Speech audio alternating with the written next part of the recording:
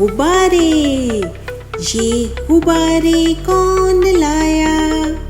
बाहर गुब्बारे वाला आया। ये गुब्बारे कौन लाया? बाहर गुब्बारे वाला आया।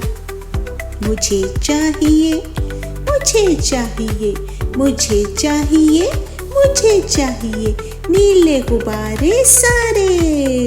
मुझे चाहिए, मुझे चाहिए छोटे बड़े गुब्बारे।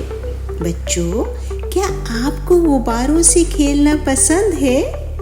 गुब्बारे अच्छे लगते हैं आपको? तो फिर जल्दी से अपनी कॉपी या फिर छोटे व्हाइट बोर्ड पर गुब्बारे की तस्वीर बनाइए और उसमें नीला रंग भर दीजिए।